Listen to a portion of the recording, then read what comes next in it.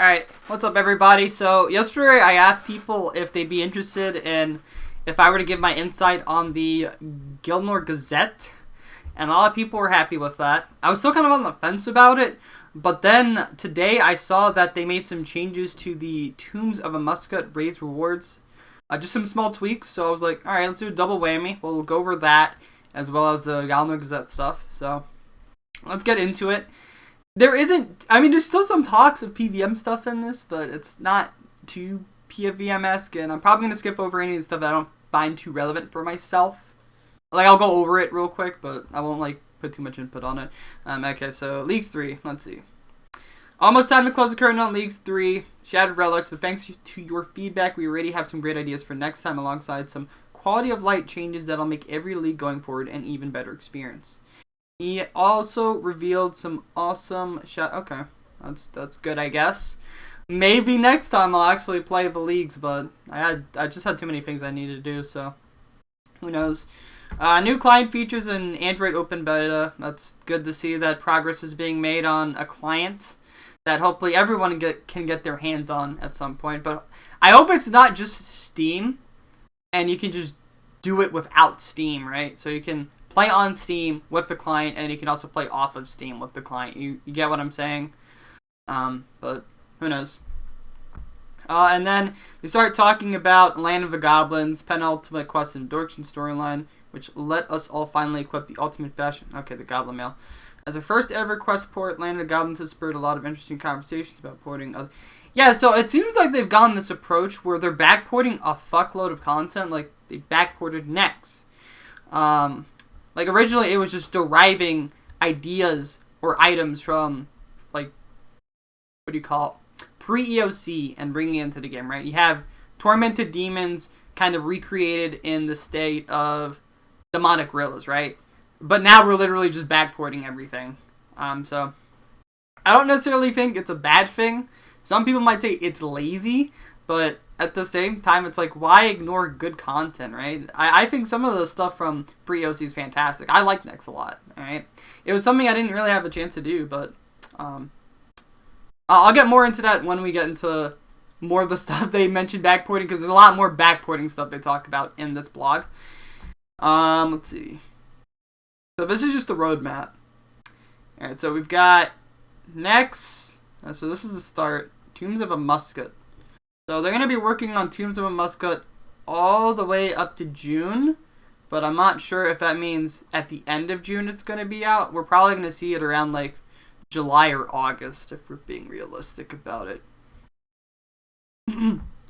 Good to see progress on the quest. So the quest should be done by end of April? So start of May, end of April? So that'll be interesting.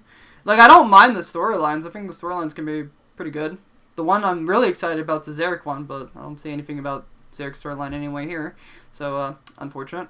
And then we've got the, PvP Arena, Wilderness Boss rework. I hope to God that they actually rework the bosses and they just don't put them in fucking small rooms, because just imagine that. Vadion in a small fucking room.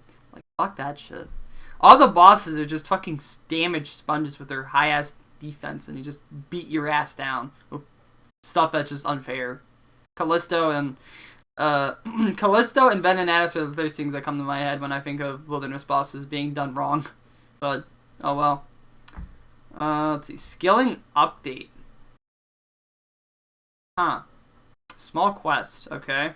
Small weekly updates, birthday event, Easter event, new player experience, new mobile client, beta. Yeah, Guardians of the Rift. That one's going to be interesting to see, too. Because runecrafting fucking blows. So if we have something that actually makes runecrafting not so bad, that'd be nice. Don't get me wrong, blood crafting and soul crafting helped a bit. Add an AFK method, but still. Having something that's a bit more interactive and not RSI inducing would be nice. Especially if it's decent XP. Alright, so they're talking about Guardians of the Rift. All goes according to plan. We'll launch Guardians of the Rift and Temple of the Eye on March 23rd. So that's going to be good to look forward to. I might give it a shot, actually. Yeah, I'll give it a shot. So as long as I'm not busy on that day, I'll like look into it for like an hour or two and see how it goes. See how mechanically investing it is. And then agility shortcut. We pulled Guardians of the Rift. We also talked about adding a agility shortcut near the exit of Ivanus' tomb. Easier access to a true blood altar. Jesus Christ. I'm like making up words as I'm going because I'm not reading from the script, as you can see. And that the altar would be inaccessible via the abyss. Decided it wouldn't make sense to put the shortcut near the tomb given the surrounding environment. Also considering adding shortcuts to the Myridge laboratories, but this meant that Blood Runecraft wouldn't hit the XP rate we wanted. 2 shortcuts, one requiring 74, will make Blood Runecraft XP rates viable but not amazing. The second one would require 93 and 78 mining as a one-time requirement to open a shortcut. Would take player signature. Okay, it's okay, I guess. But I guess it'd be good because if this is a really good way to craft blood runes for like Iron Man, that's a plus. Because a big complaint I hear is it's very hard to craft blood runes, right? So now you've got the shit from Nex, and then now you can directly craft the blood runes for the altar. So I guess that'd be pretty good. Based on our testing, a 93 agility shortcut would be the most viable method, followed by the Abyss, followed by the 74 agility shortcut. The difference between the Abyss and the 93 agility shortcut is a slight increase while using the achievement diary cape to speed up Abyss runecraft, and moderate increase without the cape. Let us know what you think, okay? Okay, the quest. We also get a preview of the map. Look at it in all its glory. Ruins of Ulluk and Necropolis. Wait, was there Ruins of Ulluk in RS3? Can't remember. I remember there was this one spot where you killed like a bunch of like high-level undeads or zombies, so not sure if it was there. Then you've got Necropolis. So, where is it? Is there a quest icon anywhere or no? I don't think there is. Oh, maybe is it somewhere here? Let me see what it says about if it says anything like where you start the quest. By the way, new area of the desert for you to explore. Sneak peek of the work. That's not too bad though. I'm kind of curious what this is though, or if that's like an early picture of what that is to be. But I'm curious to see what this is. Okay, we got the scarab fuck over here. Ooh, got some pictures. Not too shabby. That looks pretty good. Tombs of a Muscat works on the tomb. Our third raid is in full swing. We've got working prototypes for the myriad challenges you'll face in the raid, and soon they'll be shaped into proper encounters. Work in progress art from one of the NPCs you'll meet during your first time in the tombs. Who could it be? Who is this? Bro, don't tell me that's a Muscat, bro. Probably is a Muscat, let's be real. There's some fucking deception shit going on right here. I'm 100% sure this is probably a Muscat, alright? PvP arena. Yeah, they spoke about this, so that's interesting. I think they said they're gonna make the kits and shit untradeable, which kind of sucks, because now I have to learn how to become a PvP god if I want to get these kits. Oh, god, that's just gonna be another way of embarrassing myself on stream. Not ideal. New player experience. In a game as open-ended as old school RuneScape, it's easy to become overwhelmed when deciding what to do next, especially... Yeah, when I was younger, I legit was not sure of what I should do, but that was when I was younger. Now I'm a fucking boomer. So, since I had played the game before and then I came back like years later, I had an idea of what I wanted to do, right? But if you haven't played it in like so long and then you come back to it and you're still kind of like new to the game, then yeah, I would say like having working on the new player experience wouldn't be too bad. Early days, looking to improve it. Alright, so we don't have anything just yet. Returning player recap. When players return to the game, the first thing they do is figure out what they were up to the last time they played in a game as large and open as ours. This could take a while, and sometimes players might just walk away instead of trying to work it out. I guess. A solution is the player recap, which provides returners with context about what they were doing before they stopped playing. This will include things such as skills trained, quests started, progress. I see. It's not necessarily too bad. Goal setting and discovery. A big part of the game is setting personal goals, but it's hard to... Yeah, I mean, I have so many goals that I need to get done, and I just can't do them, dude. I fucking suck. Got Inferno, sub 53. I'm fucking brick-walled by that, and then afterwards, it's the sub 21 dream. But I'm pretty sure that's not the kind of goals they're talking about when they're saying setting goals. But let me not get carried away here or move away from the topic. Don't know what's available relevant to you. Favor rings, for example, make it easier to travel, but their importance is hidden away. Even examining one gives you no clues as to what it actually does. You could always look up things up on the fantastic old school RuneScape wiki, but you have to know what you're looking for. That's our goal here, to help players understand what they want to do next. This could mean more information in the quest journal or ways to filter and sort quests, like the soon-to-be added feature mod Ed's been showing off on Twitter. Okay. Perhaps the skill guides could provide, or should provide, more details about upcoming milestones to help players understand what they're unlocking and why it's useful to them. So I don't think that's necessarily a bad thing, because there's like so many things in this game where I remember when I was younger, I just did not understand like what the fuck that guy's wearing, or what is this? What can I do with this, right?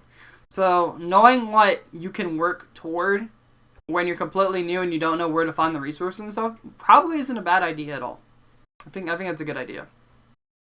Not sure what suggestions I would have. I would just say that it's probably a good thing to go down that path. That's about it. Scaling update and community support. The Railers have been kept fairly busy with feedback since Mod Dylan is a wizard when it comes to interesting gameplay mechanics. Concocted something awesome for the update. Interesting. I'm kind of wondering what another skilling update would be, though. Like, what kind of direction do they want to go? What kind of skill do they want to work on? Because I'm not sure.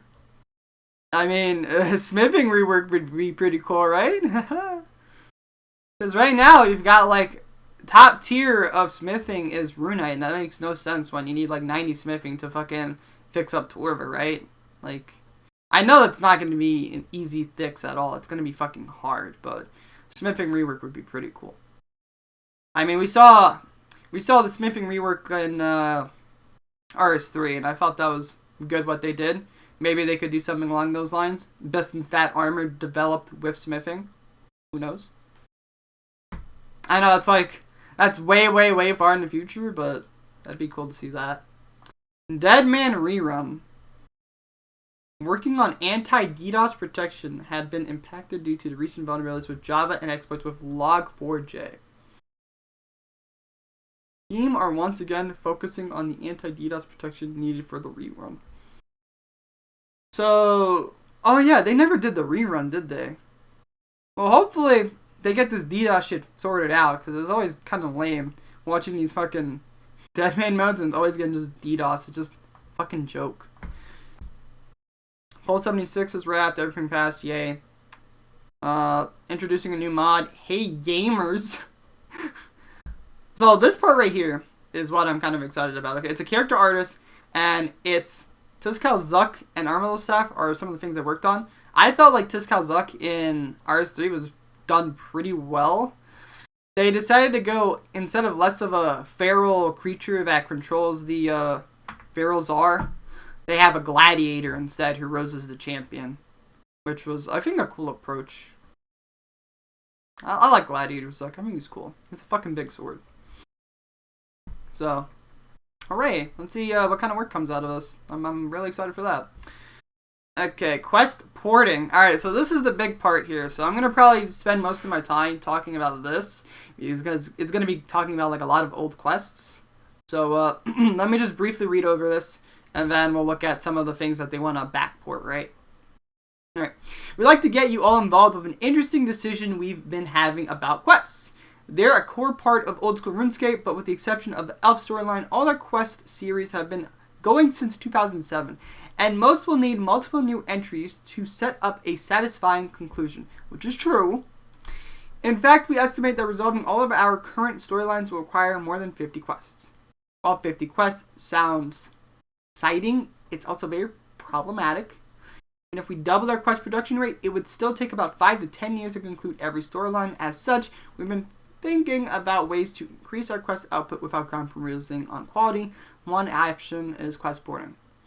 So, between the 2007 backup we used to create Old School RuneScape and the end of 2011, 56 quests were released. Most continuations of older storylines with the partial 2012 backup used to create Soul Wars and next and improvements in our GFX development tools. We can port these older quests to Old School RuneScape. So TLDR, they can bring in a lot of the old quests that we know and love into Old School RuneScape. So I'm not going to read the rest of this. I'm just going to go over some of them. Platform of Gluff 3. I hope I'm not mispronouncing that, but it's just a continuation of the Gnome storyline. Chosen Commander. That was a continuation for the... Fuck, man. The Goblin storyline, the Dorkshans. Jesus, my brain is farting. Alright, Defender of Varak and Curse of Irav. So this is like introduction to our boy Zimorgul and looking at the Majorat storyline, which is... I liked it a lot. Rocking Out in a Clockwork Syringe. So, I felt like these... I don't think I did a Clockwork Syringe. I did Rocking Out, but I never had the chance to do Clockwork, because I wasn't too much of a questing nut. I knew of the quest, but I didn't know too much about it. I just knew of it, okay? I also know I think you needed to do the quest you won, the Brackish Blade, which was an okay tier 60 stab weapon, I think. But, yeah, that's good. Forgiveness of a Chaos Dwarf was great, and King of the Dwarves. I don't think I did King of the Dwarves, but still, I'm really excited about this one. Just to see, I'm not sure what direction they're going to go afterwards, but still, I think it's a good storyline. But that's not even the most exciting part. Hold on. Nomad's Requiem. Alright, so this bitch fucked my ass up. I remember when I was a noob, I had a Torva's helmet. And I was like, oh, okay, so it's over my max HP, right? Because it's a Torva helmet, so I should be fine. Yeah, well, my dumbass didn't realize that fucking shit calculates your max HP, including the fucking life HP boosting shit. So I got one bang because that was fucking so dumb. But, oh yeah, Nomad coming into Old School RuneScape as a fucking boss. Not sure if they're gonna make too many tweaks outside of maybe like some changes to the stats and stuff, but I'm not against it. Seeing our boy Nomad return to the grave, dude. Let's go. Now, this one is the one that I'm pretty sure a lot of people are gonna be really happy about. While Guthix Sleeps. So, this was probably one of the biggest quests in pre-EOC. It was probably one of the most loved quests. Reintroducing our boy Lucian, because when we first saw Lucian, he was kind of just a peasant. He's that fucking hooded dude with a stick in his hand. And now you see him as this fucking Skeletor-ass bitch with fucking shadows coming out of his ass. Like, what the fuck? I didn't know he was this guy this whole time. He's fucking super powerful. Jesus Christ. But yeah, this is great. I want this. I know it's... all it is just recycling content from the past, but I don't know, I still want this, okay? I never got a chance to do this quest either, so being able to do it for the first time is going to be great. If people allow this to be a thing, but, you know, a lot of things need to be rethought because of, oh my god, I need a second, Jesus. Because of a lack of summoning and some other stuff. So some things need to be like changed up, but yeah. So I think backporting a quest is fine, but I do also want to see some more original content. So I just hope the answer isn't just backport everything. It would be cool to see like if they backported something like, let's say Dungeoneering, okay? They could backport the whole concept of Dungeoneering, but change it up completely. Like the reward system, instead of it just being like you get tokens, you have chances of getting like some unique drops, right? Stuff like that. And maybe change up the bosses too. But maybe who knows, right? I don't want it as a skill. I would want it as like a mini game or like a kind of a raid, you know what I mean?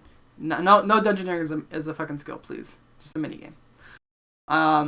But yeah, I think it's a good thing that they are backporting some major quests, especially while Guthix sleeps. So I'm looking forward to that. What the fuck? I pressed the back button. Fuck me. Okay, and then this is just post back from the hedge. I'm not really gonna go too much into this. Got some art.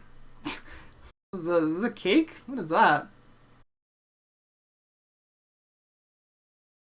Oh, it's like a sculpture. Our boy Virgo. What the fuck? But yeah, that's basically the Gielnor Gazette.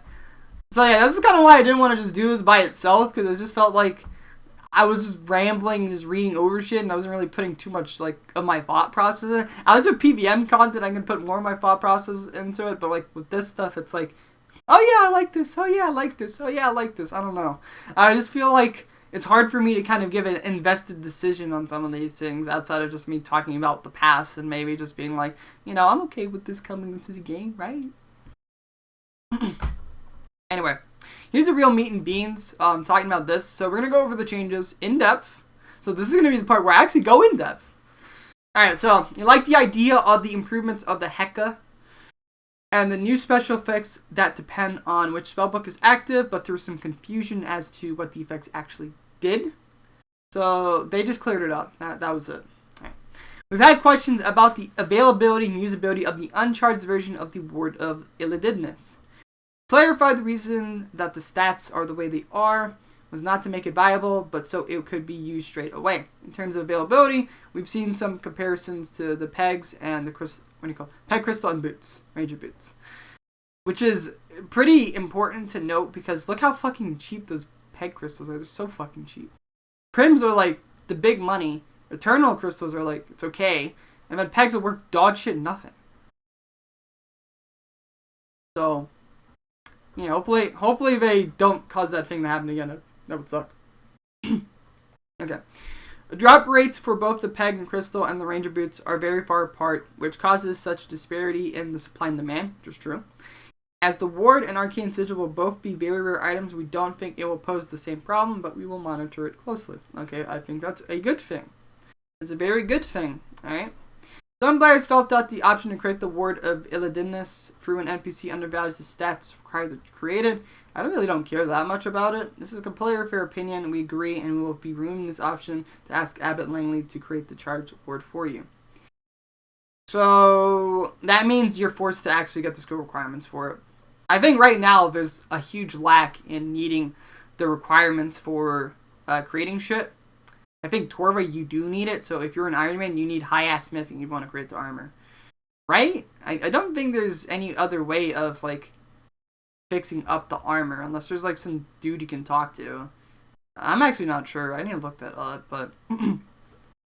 I mean, it's a case for the DFS, it's a case for the Spirit Shields, so I don't think it's necessarily bad. I would like for there to be more reason to train up your skills. Then again, like, as a non-Iron Man, you could just buy from a G and it doesn't fucking matter. But as an Iron Man, right, that's when it's like that. But then again, I've always been someone that's like, I would be so happy if they introduced something like overloads, right? And they made it untradeable. Because then it kind of forces even us as players to actually put the money into training Herblord, but then it's going to inflict the living fuck out of Herblord prices. I already saw that shit when Raids 1 came out. Like, on release, they fucking raised that shit up when they announced, oh yeah, by the way, you need 90 Herblord. And I was like, what? I thought you only need 78. Fucking burned like 70 mil or however much I need to burn just for that. Oh, that was so fucked.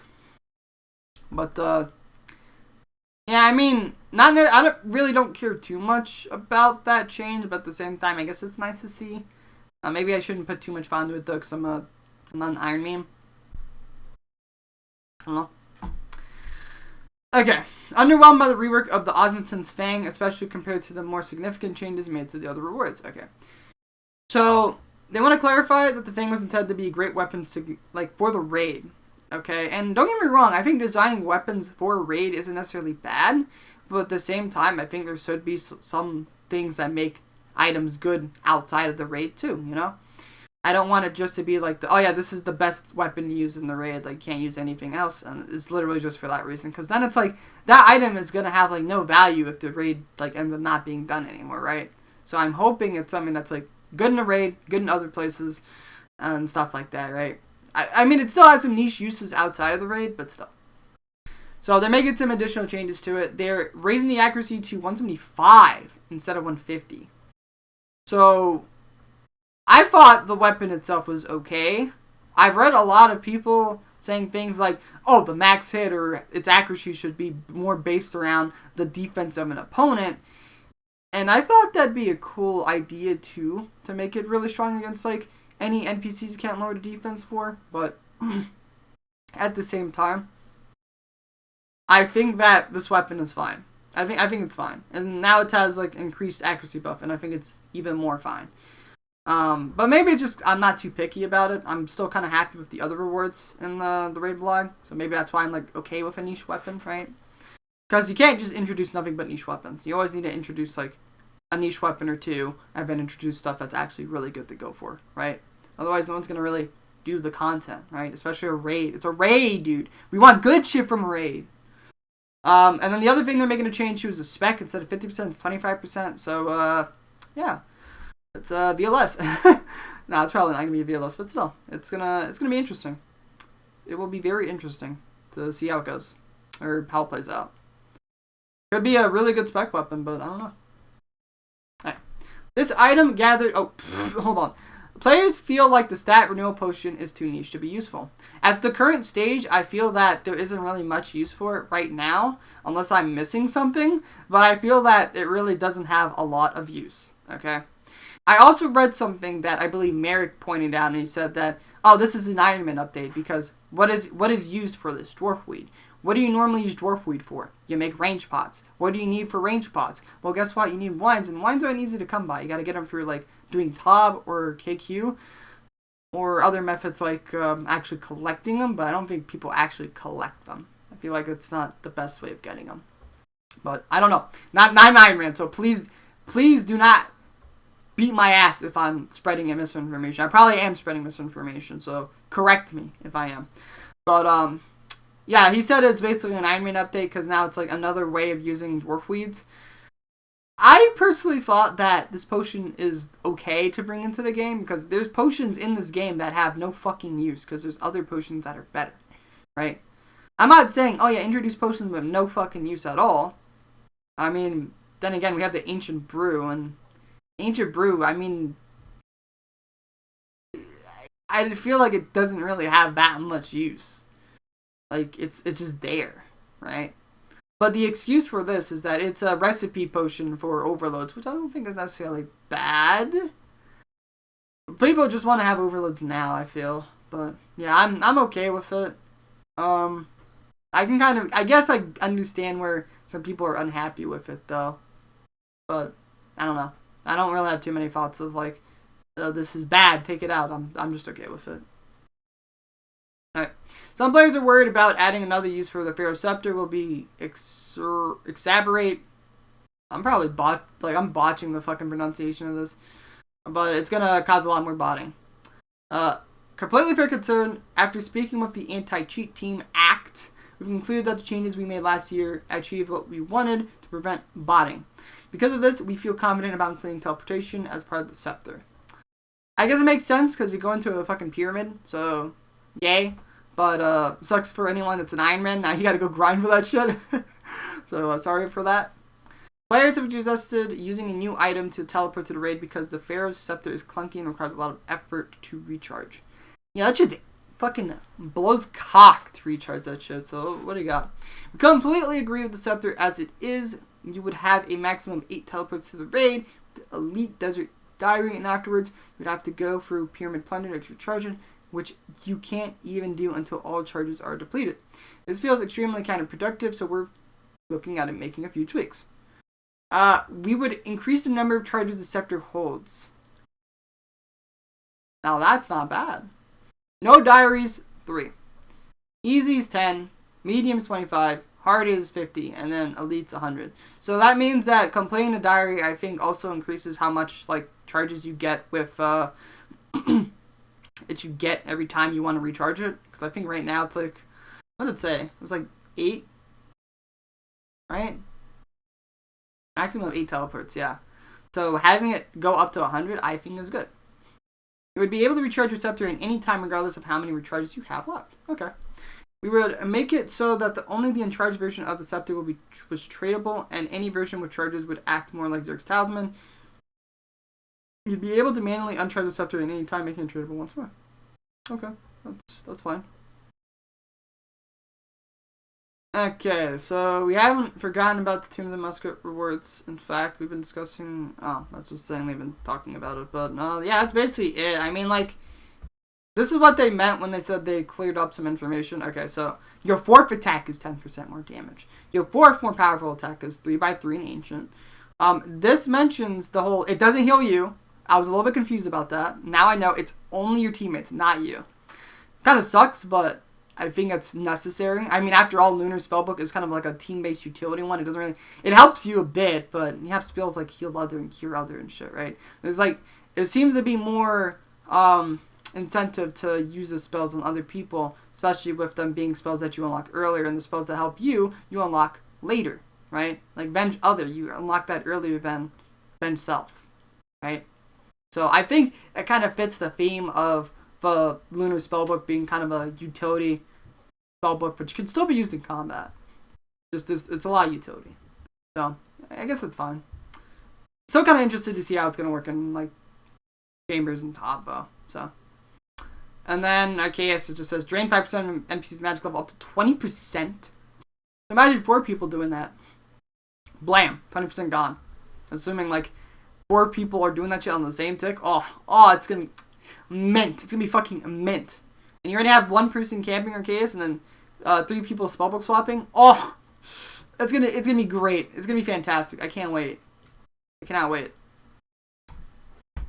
One of the plays is just stay on Arceus and then go to standard just for the extra 10% damage, but I'm not sure. I'm not sure. Maybe. It would have to be an easy way to get off of that spellbook just so you can get back on Arceus, but I don't know.